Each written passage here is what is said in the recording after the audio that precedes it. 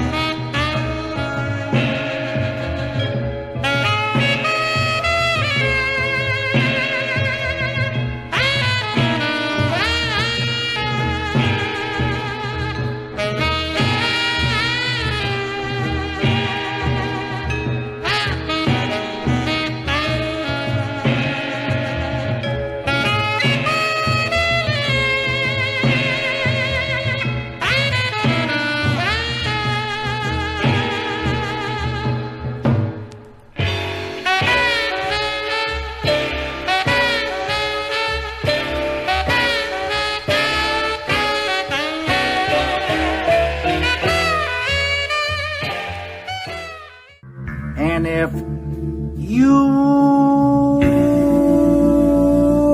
can't believe it, it's a Friday once again. She was real, all right. What are you doing? Adjusting your breasts. You fainted and they shifted all out of whack.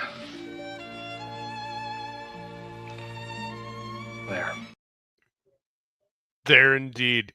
A story that never made the history books.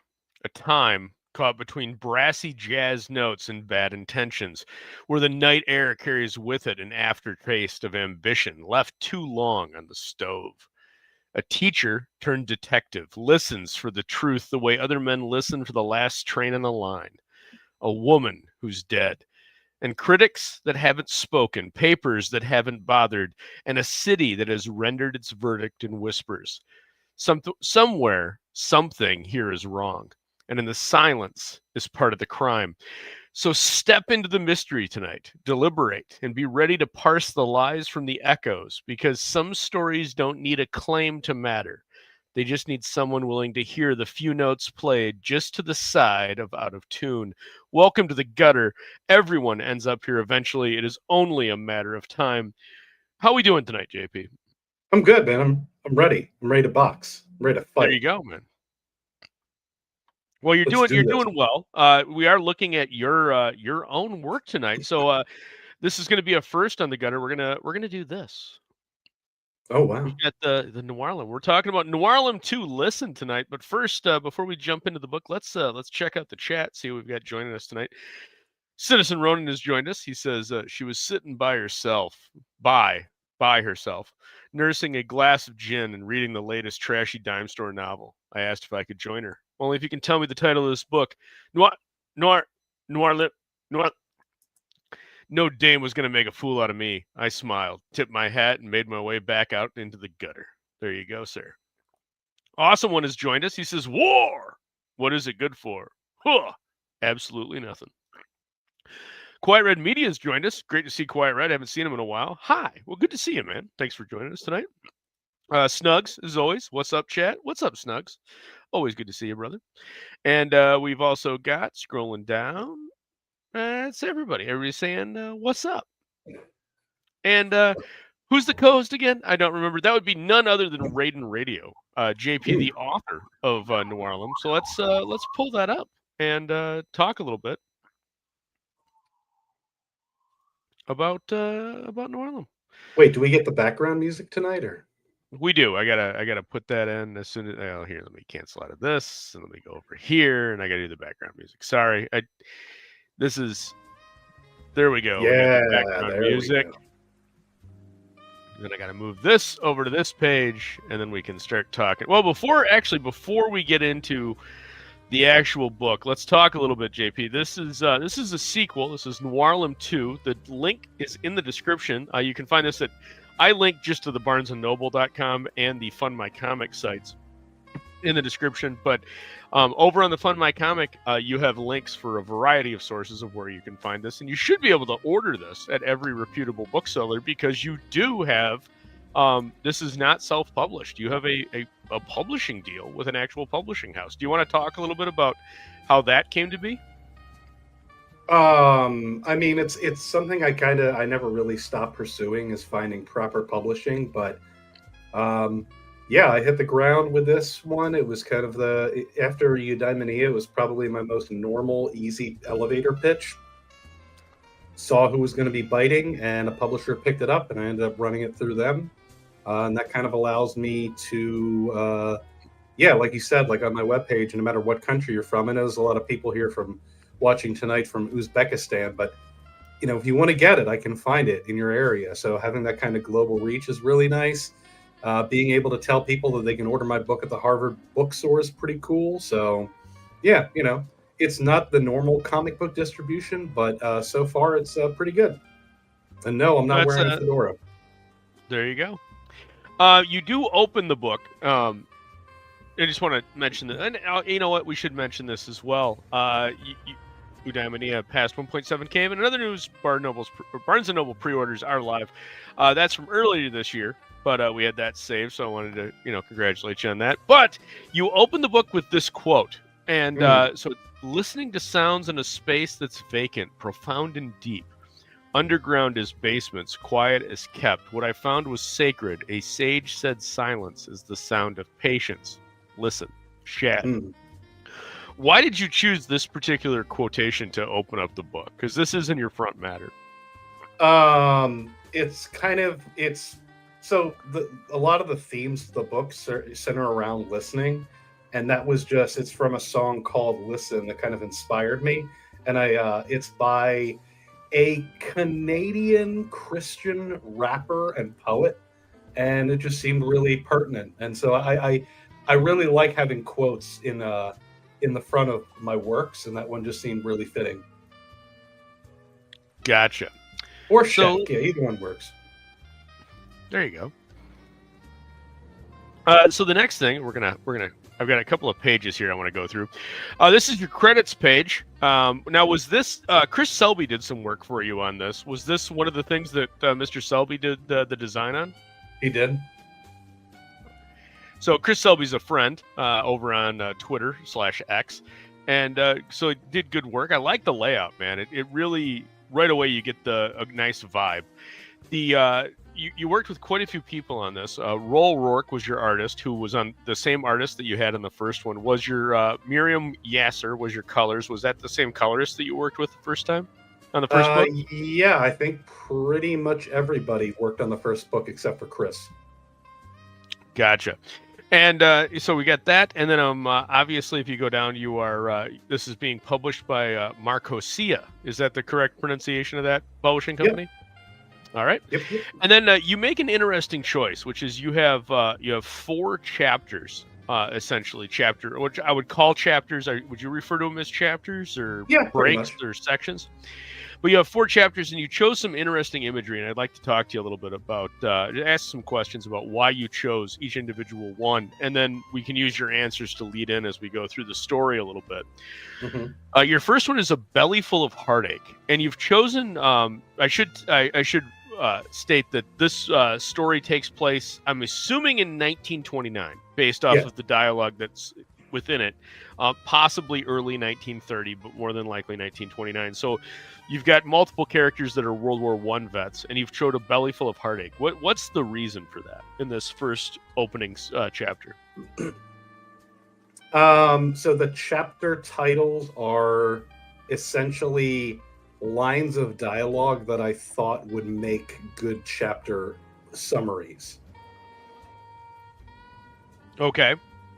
Anything you can expand on that? And how does it fit into anything, or is it just something you thought kind of was just a good line? Yeah, that one, pretty much. All right. So your second one is Empty Chambers. And your third is You're No Good to Me on the Shelf. Mm-hmm. And the fourth is just simply Listen. Now, You've got One Nation Indivisible, Under Liberty, and For Justice for All. Obviously, one of the themes of this is, again, a sequel to your first book. Your primary characters are Detective Baldwin and Private Detective Coleman Carmichael. He is obviously a black man, and you play with a little bit of racial themes here. But one of the things I think you play with nicely is the racial themes seem much more tame than you'd expect given our current publishing climate. Is that something you did some research on to see what the relationship was like between, as far as race relationships went in 1929, 1930? So a lot of it, I already have that kind of background and knowledge. There were several, riots, racial riots in Harlem relating to police at the time. As far as like how it's handled in this book, I really just wanted to tell stories about 2 people from different sides of the tracks who are able to work together because of the thing that they have in common, which is seeking the truth and justice. Does that make sense? No, I think that does fit with it. And we've got Snuggy here saying, I read Noirlem 2 and I thought it was pretty good. So you got a Snuggy endorsement right there. I smell payola. There is no payola here, ladies and gentlemen. Citizen Ronan also says, You're No Good to Me on the Shelf, the Elf on the Shelf story. So thank you, Citizen Ronan. But moving into the actual book, you open with, I'm going to say this is kind of a cold open. Yeah. And Coleman walks into kind of a jazz recording session, and you do some nice stuff. This was an interesting choice, and I wanted to mention this, is the glare of the glass and the smoke and the cigarette kind of have the same vibe. Was that something that was intentional that you kind of directed the artist to, or is this just something that he picked up on? I think that would, most of the art direction I wouldn't be able to take credit for. I pretty much give him a very rough outline of what I want in each panel, but those kind of intricacies I have to give him credit for. All right.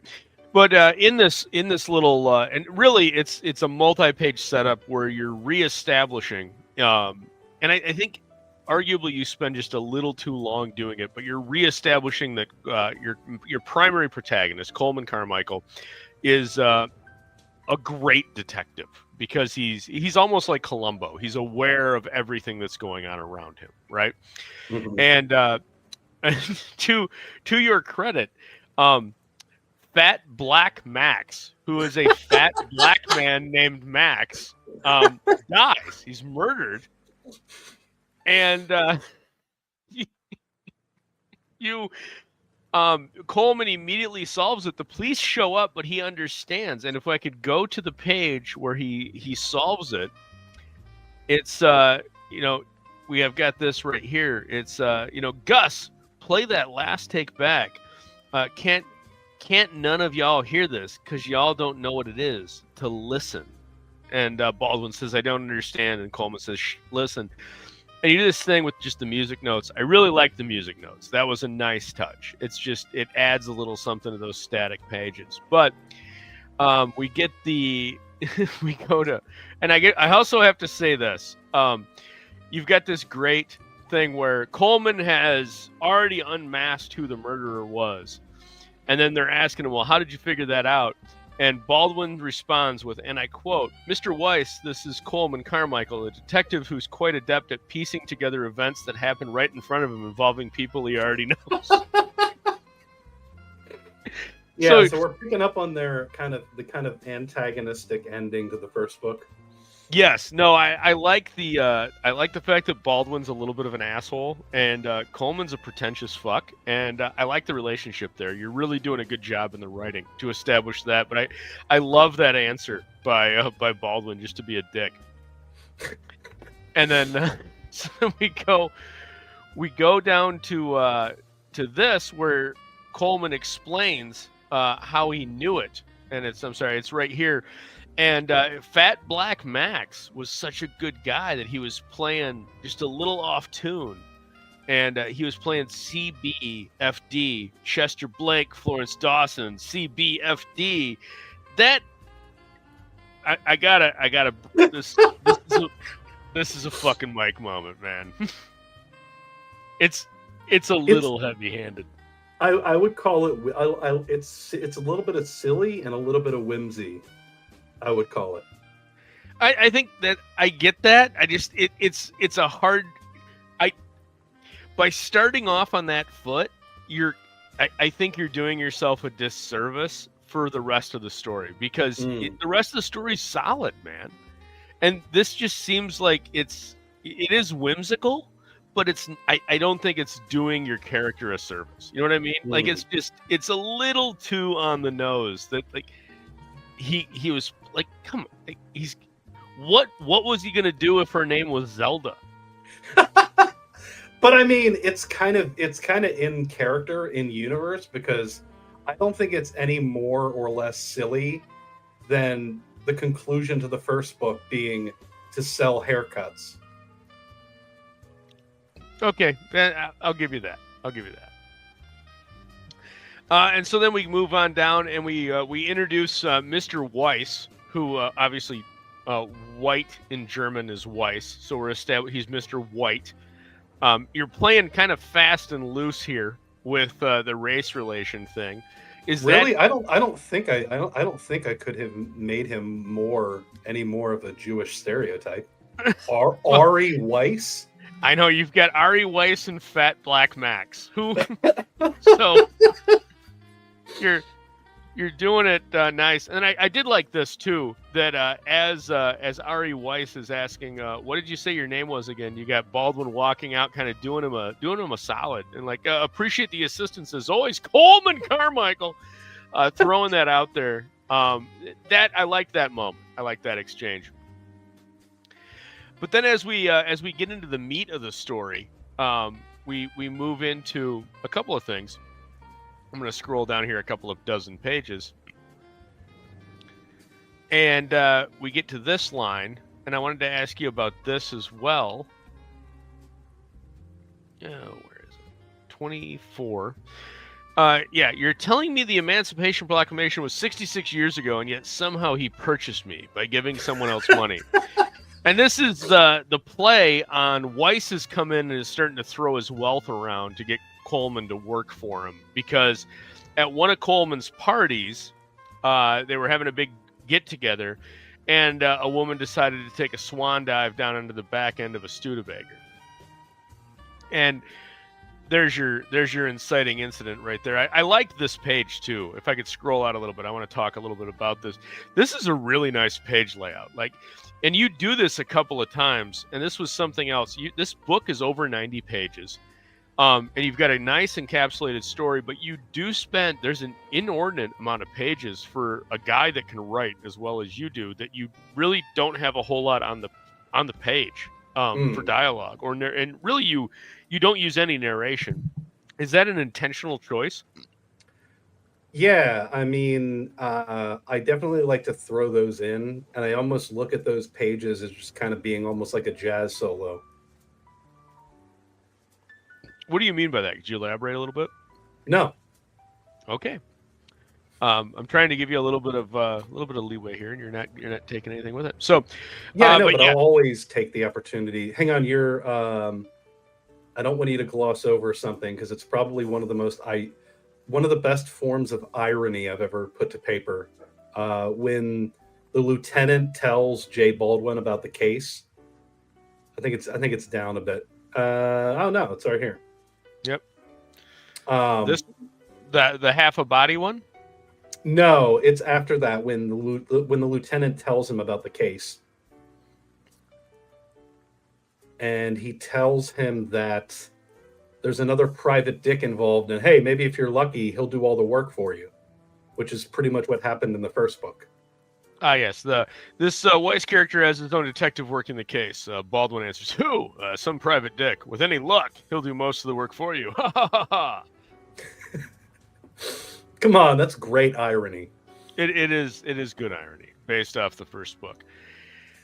And then the next one was we're gonna go to page 32 because page 32 has this is where I think your writing really sings. And now we're into chapter 2, which you had Empty Chambers, which shows Coleman Carmichael's your protagonist's war experience, and this is referenced later in it when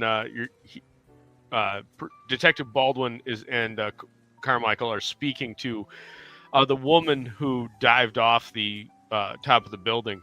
Her husband. They ask, "Were you in the war?" And he says, "Yeah, 27th Infantry. Yeah, 46th Infantry." And Carmichael responds, "Potato peeling battalion." Yeah, and that's kind of we'll get to it later. Okay. But if we go down to page 32, you do have this this great line, and it's all in. I'm going to show the full page here, scrolling out just a little bit. It's all in panel 4, and you do this nice. This is a great artistic and writing technique where you're using black and white for a pseudo flashback. And when you go to the flashback, it's not dialogue; it's an overlay narration. But this is written so well. She was a ginhead wallflower, drowning her sorrows with a frown that wore down the floorboards. That's just brilliant, man. Like, Thank you. hats off. Great turn of phrase. Much better than some of the stuff earlier. Fat Black Max. Yeah, fat Black Max. Hey, Then, he did the song "Pissin' with a Heart On," I think. No, that was was it Ron and the Four Chops? Oh yeah, that's right. That's right. Yeah, that's the Wednesday show. Let's look at the chat here real quick. We've got Rob Arnold doesn't like whimsy. Oh, well, who's Rob Arnold again? Yeah, I don't know. Yeah, I didn't have a problem with it. Son of Liberty Radio has joined us. He says, "Got to keep your hands strong and heavy to keep those bitches in line." There you go. And where's the big schnoz, though? Oh, Citizen Ronan calling you out on your character design for Mr. Weiss. We got two at the least racial character name since Huckleberry Finn. Indeed. The famous falling car scene. Another gumshoe, says Citizen Ronan. And awesome one says Black Max was released before Betamax. So you got that going for you. But we're going to scroll through here a little bit to the next page that I wanted to cite, which was page 52. Where you have, 51. This is so Mr. Weiss has been throwing his money around. He's throwing his influence around. And he's keeping a schedule for when they can interview everybody that was at the party that the woman threw herself off the balcony of. And the police are manipulating it. He's manipulating the police a little bit. He's got his lawyer involved. And so they threaten him a little bit. And Ms. Carmichael kind of smooths it all over. But there's a great line here and it's right here on page 50. And Weiss is being cooperative at first, but Carmichael kind of pokes him a little bit and says, the assemblage of industry and influence. Did you build that yourself, or was it waiting for you when you were born? And Weiss responds, sigh. Much of it I inherited. Why? Carmichael says, no reason. Just explains a lot. Weiss's response, about what? About you. And then you get this great moment where Weiss is kind of indignant. He says, and just what is it that you think I am? A dandy? A revolutionary? And then you get this great moment where deadpan, they just go, a communist. I thought we all knew that. Yeah, and then there's the nice pause. I thought we all knew that much. I liked that. My question for this was, you do have Detective Baldwin being part of the NYPD. At this time, the Special Service Division of the NYPD did have the Red Squad, which was a bureau of the Special Service that was, because at the time, I guess let's talk a little bit about history in New York in 1929, late 1920s, early 1930s. Jimmy Walker's the mayor. He's very focused on being the mayor and retaining his position. And one of the major issues at this time with the political leadership in communism, which was a growing movement, this is obviously 15 years roughly following the Soviet Revolution, is that there is a lot of communist activity, and it's growing. Popularity for communism is growing within the states. And they're causing a lot of labor problems because communists primarily will focus on labor, as in using union groups and trade organizations to create unrest, to get their movement off the ground. Anybody that's familiar with anything that's going on in the states currently will be very familiar with how these groups operate. But it was the same back then. Walker was very sensitive to that because that was causing issues with one of his political bases, which was the working man. Did you do any research on that? And if so, like, how did you bring that into the story? Mostly through the character of Weiss is actually based off of a real and powerful labor organizer who you had mentioned that they typically dabble in labor, but they also have a very strong, at this time, have a very strong grasp on the arts and intellectual movements, which is kind of, so that's primarily the vessel into the story for this. I wasn't sure if you had a more direct question about the police involvement, because I'm not too familiar with that.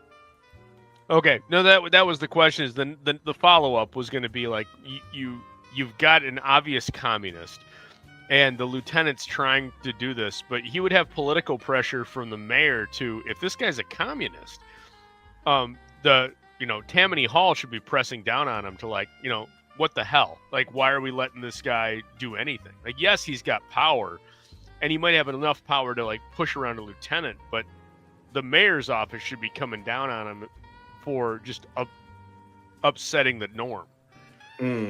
Well, I know that the guy who inspired the character in the story definitely had some sway in the police circles, possibly through the police union. Gotcha. Okay, that makes some sense.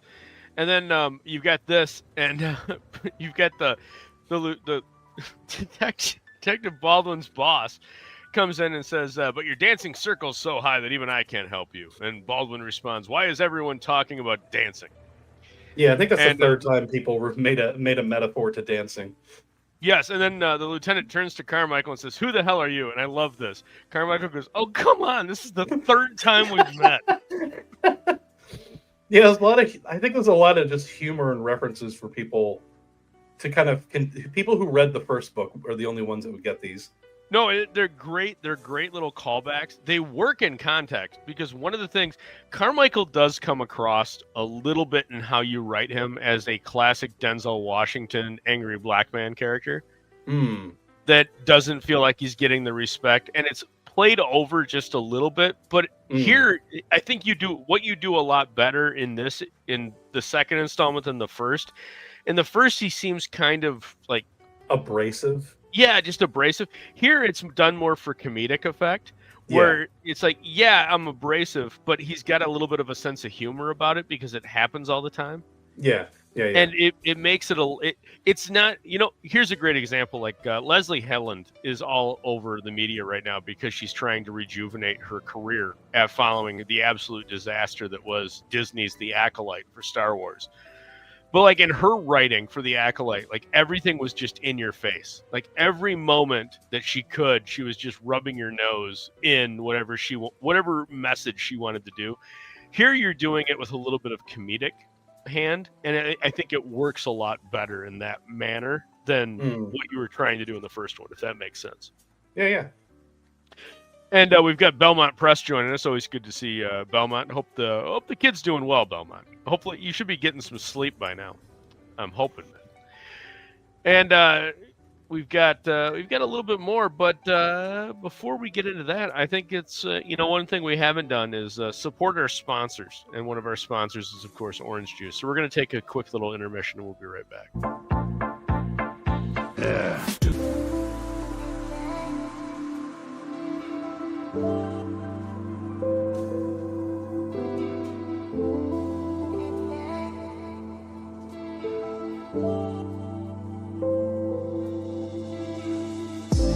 Try some new Minute Maid orange tangerine. It's got calcium. Then I'm not drinking it. Oh, no, it's sweet. You'll like it.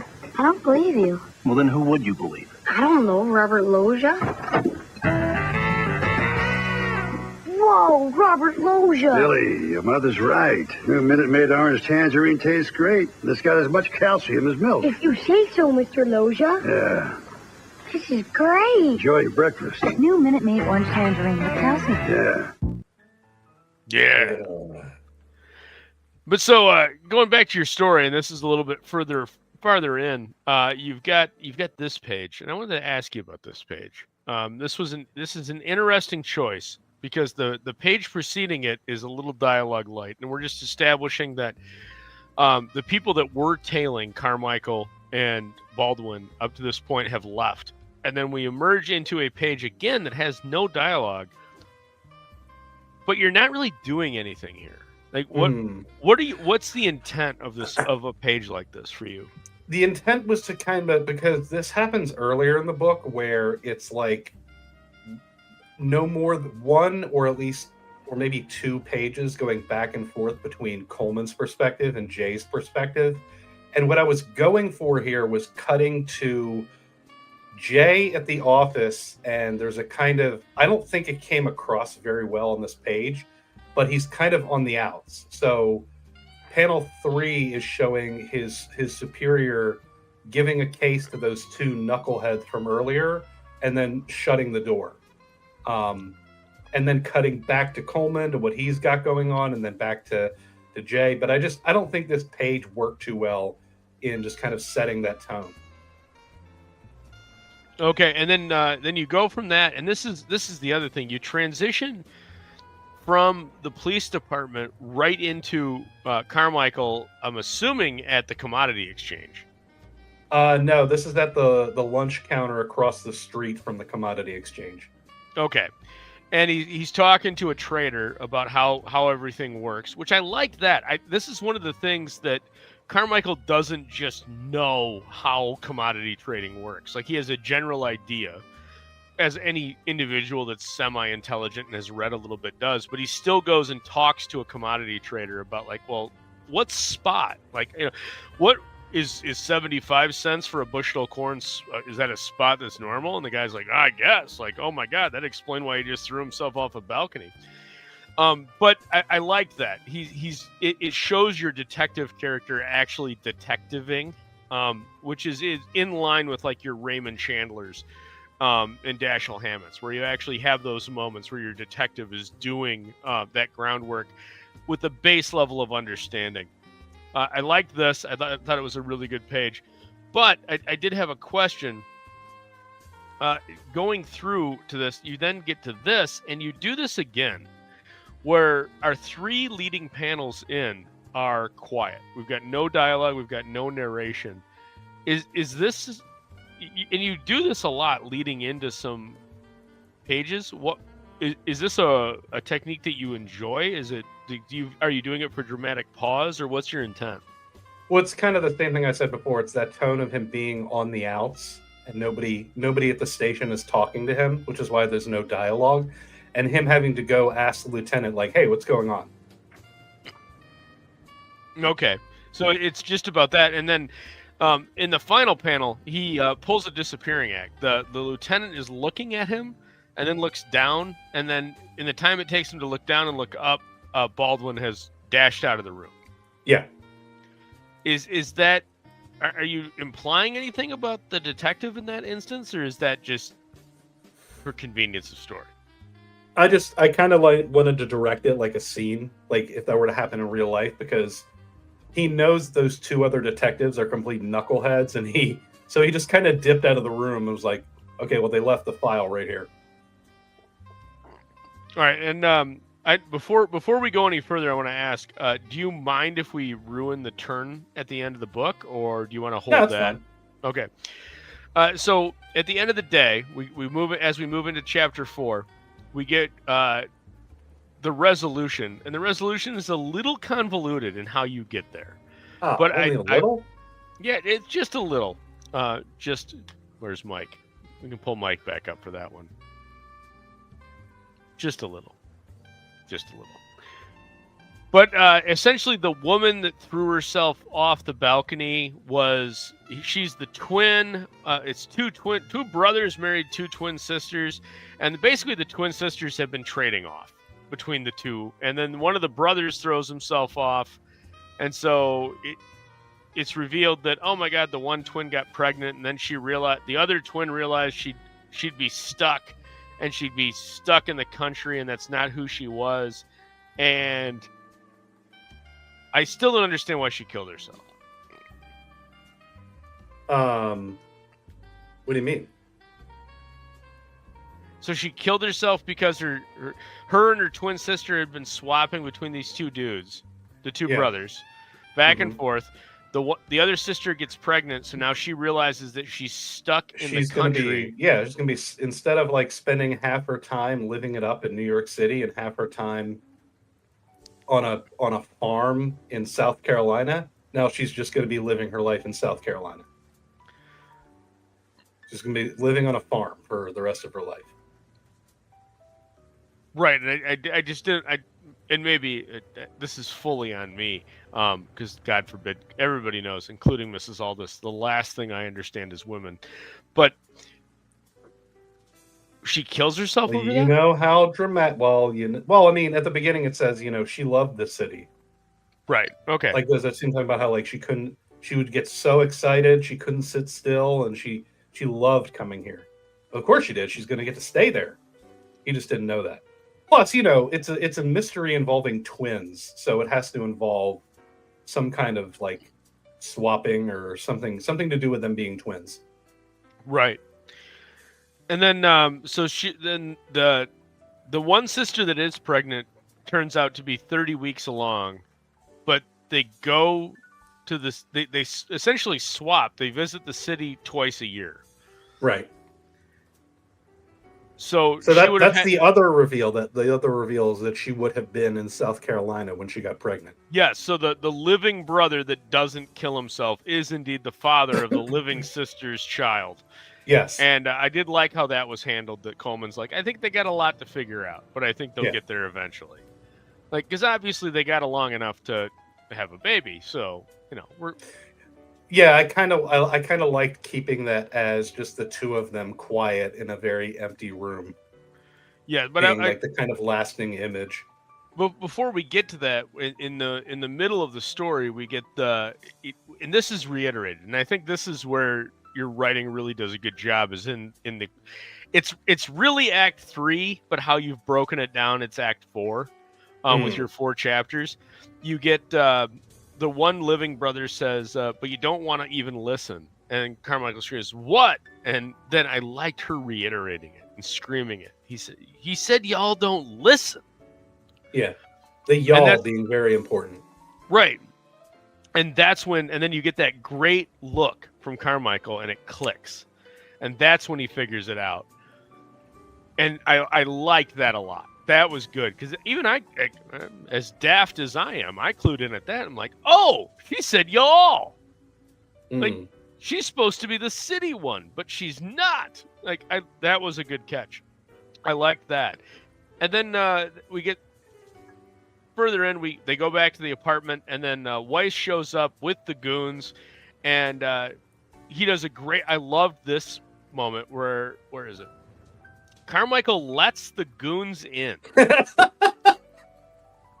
And then he says, everyone stop and listen. Again, reinforcing that listen, which is your title, which is everything up to this point. Every time you've seen the word listen in this book, it's a key to cue in, and because that's important. And then he goes, if you were holding a gun pointed at me, come on now. I'm a crazy colored man with a gun and an orange. And he's like, Jay, you too. There we are. All right. But he now does we're all going to put our guns down. That's important. Like, Jay now that you're all trigger pointing them at the discipline. black man, we're going to put our guns down. And then he goes on and explains the truth. And the truth is that it was a scheme, and the sisters were running kind of a little bit of a ruse on their husbands, on the two brothers. But the brother kind of was aware of it, and he couldn't take it anymore. And after his wife actually killed herself, he had to kill himself. And so you're left with the actual father of the pregnant woman's baby, and everybody's happy because it's not going to reveal any of the nefarious bullshit that has been driving all this, because everybody else thought that there's nefarious shit that's going to come out. So what you're implying is that there is shit going on between the communist sympathizers that are fucking around with labor and fucking around with the politics of the city versus the mob, which is also kind of there. They're worried that other shit's going to get revealed, and Carmichael's just saying, like, look, this is just a personal matter. Nobody has anything to worry about. We're not going to reveal anything because there's nothing to reveal. Yeah. This is just an interpersonal family matter. Yep. And as soon as everybody makes it clear, like, as soon as he makes that clear, everybody's like, oh, okay, we're good. To the point that Weiss is even like, yeah, I'm just going to cut you a check and get the hell out of here. Like, leave me the hell alone. Yeah.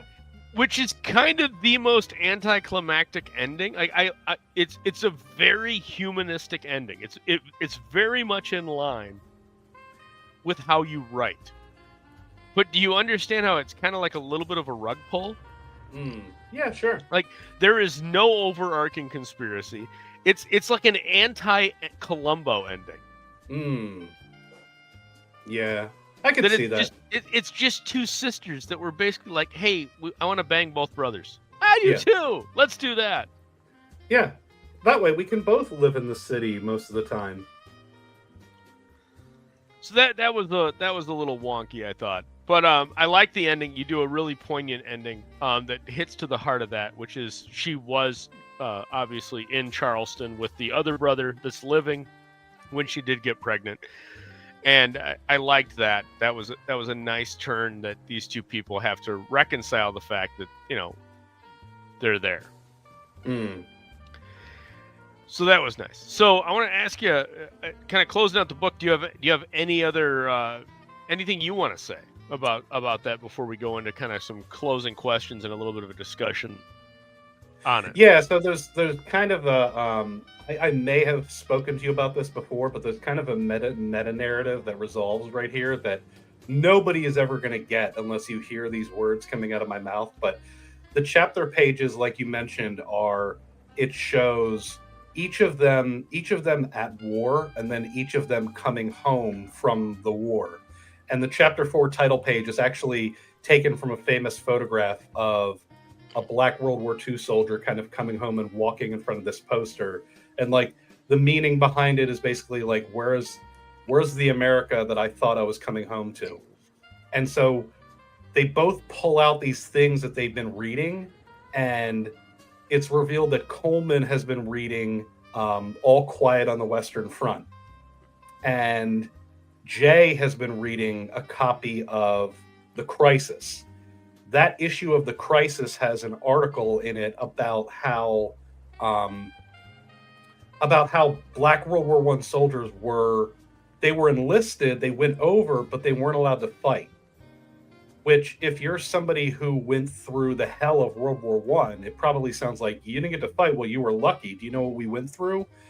But from Coleman's perspective, it's like, we're still living in a time where the most honorable thing a man can do is to die for his country. So for your country to tell you that you're not worthy of doing that is like the ultimate slap in the face. So it kind of resolves the argument, that the unseen argument that they get into at the end of the first book.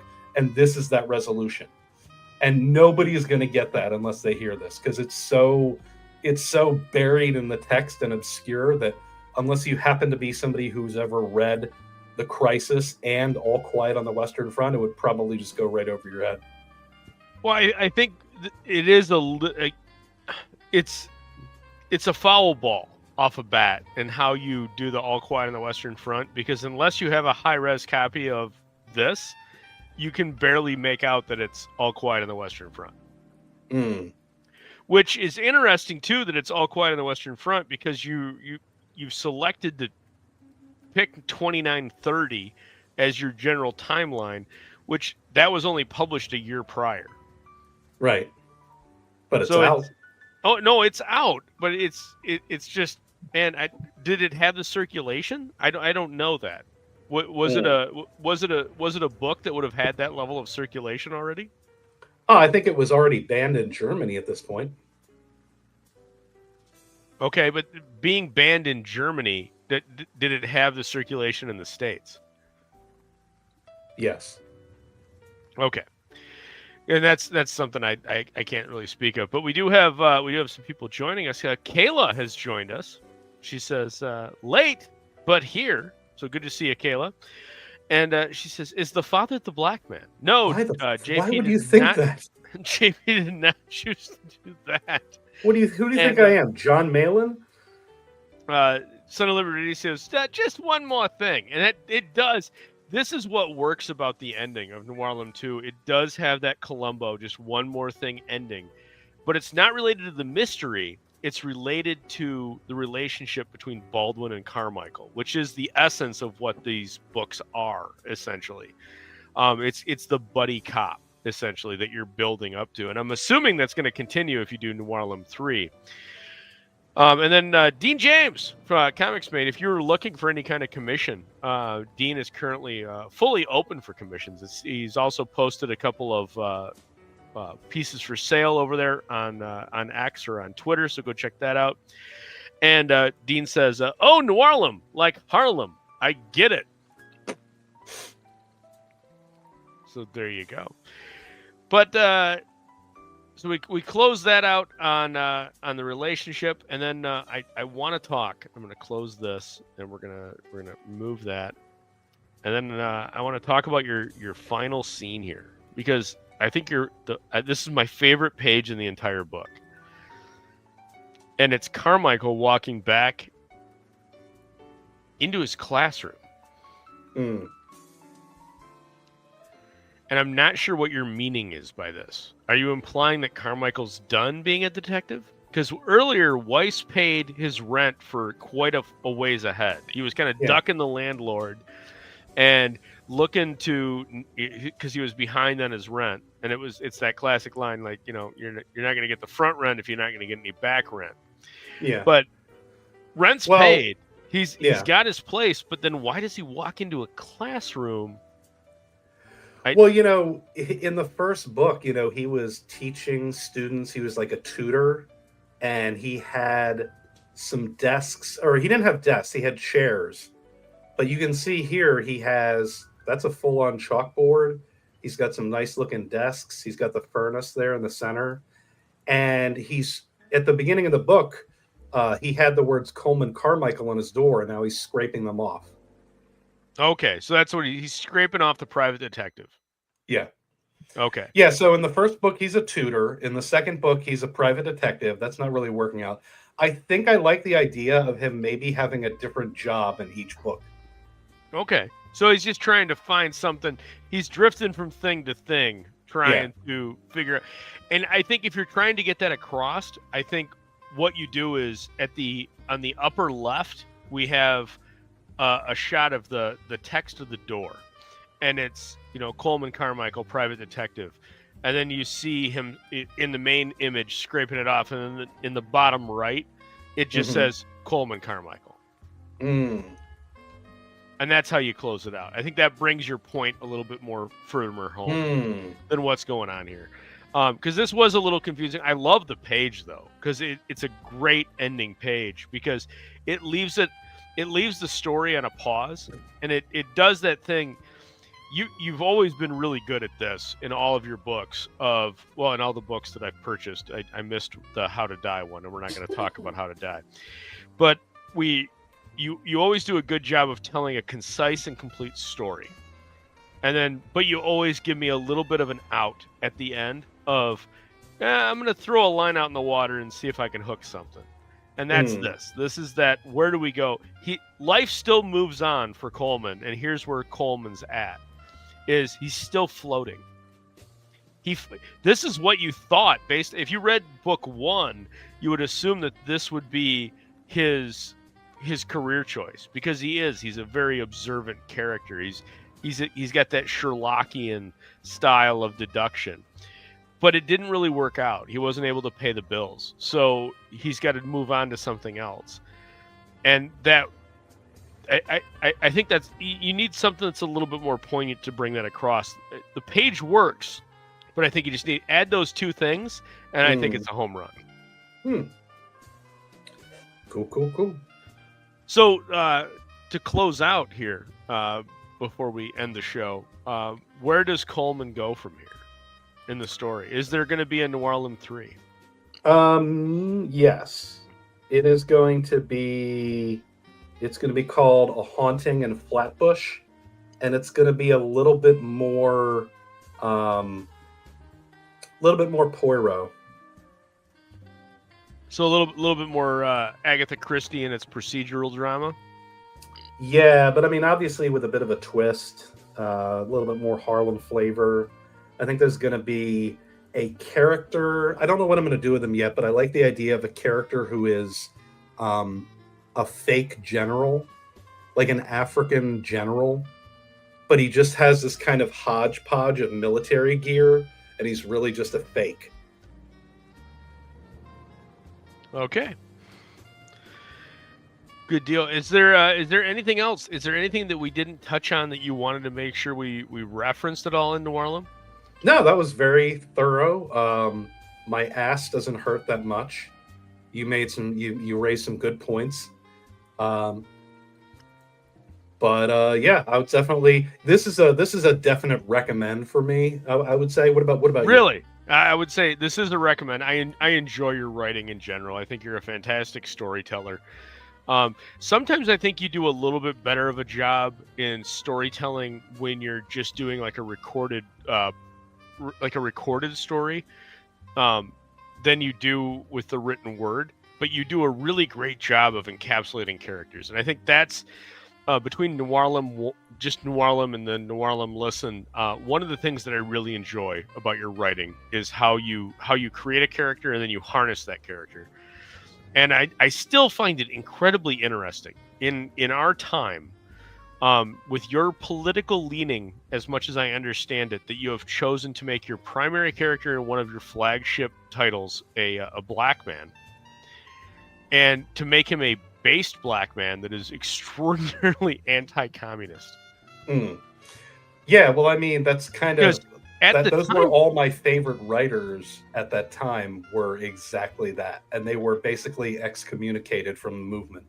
Right, and if you don't know why that's so important, during this time, the communist movement, especially in Manhattan, in New York City, was very focused on the worker, the labor, that communist movement. That's where all of their support was coming from, and they really, really drove into the non-white populations, whether that was the Puerto Ricans, whether it was the Hispanics, whether that was the blacks.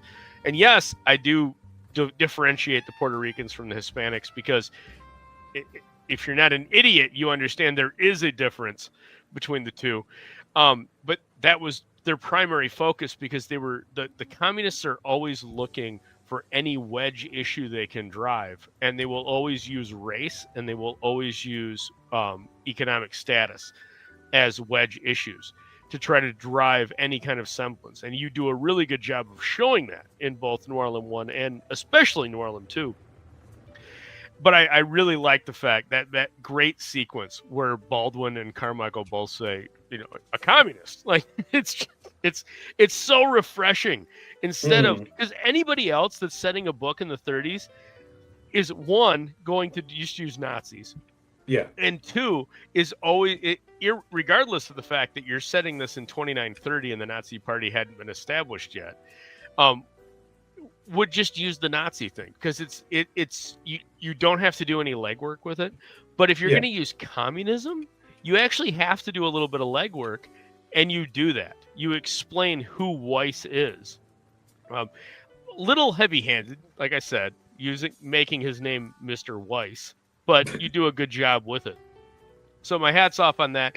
It was refreshing to see that communism was bad, and you're actually utilizing it within the context of the story instead of just relying on that old rote basis of, oh, look, Nazis bad. Because, I mean, who doesn't know that? Well, no, I didn't have anything. I just said, well, I don't have anything. All right. Well, yeah, I will give it a read if you the... haven't checked it out. Links are on the Fund My Comic page if you don't live in the U.S. Maybe I'll sneak a copy or two if you've ordered Eudaimonia, because that'll be hopefully in your hands by Christmas. Nice. Well, that was going to be my next question: is when is that looking to ship? So if you're you've got it published and everything's ready to roll. Oh, sorry, that was sorry. I didn't realize that was a question. I thought that was a statement. No. So the Eudaimonia 3 is printed and ready to roll.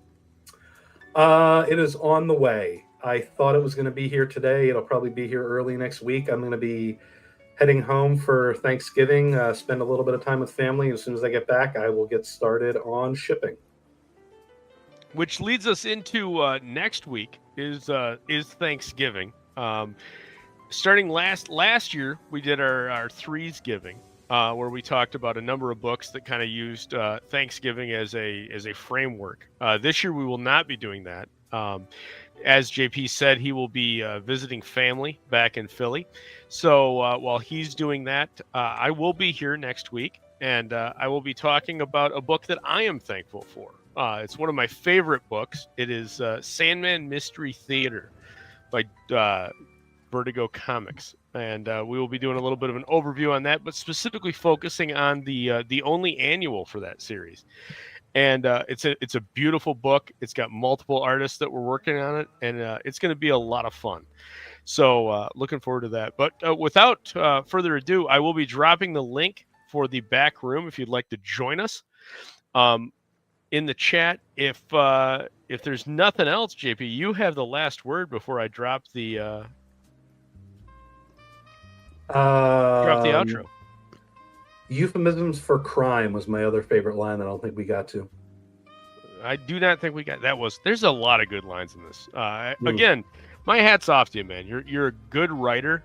I think I think I'm getting better at getting, like we pointed that page earlier where I just don't think what I was trying to establish successfully made it onto the page, but I think it's a skill I'm getting better at.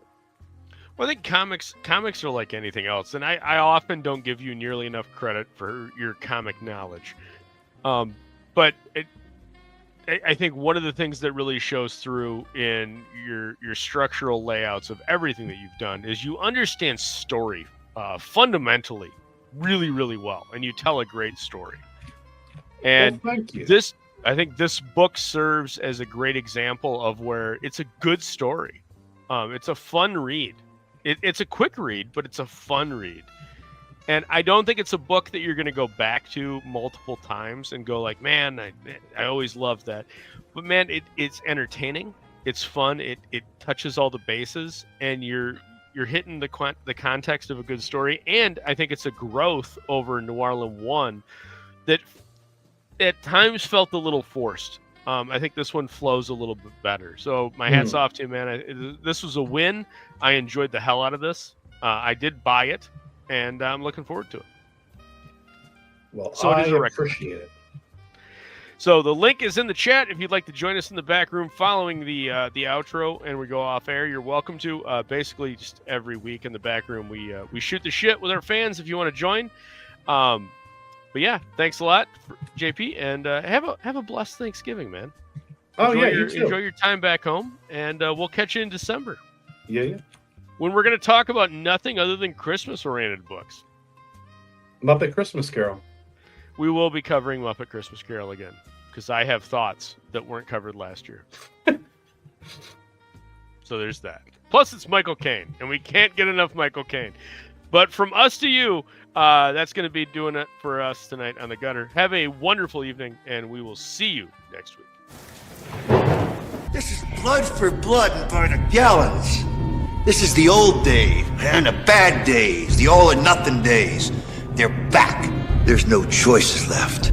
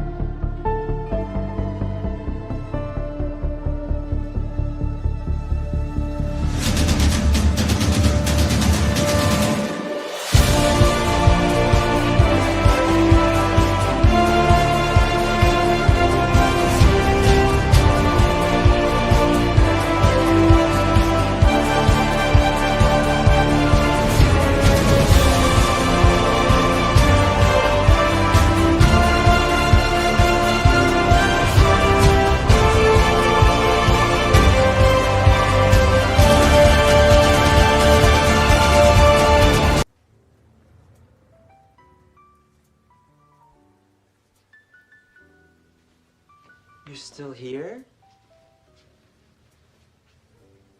It's over. Go home.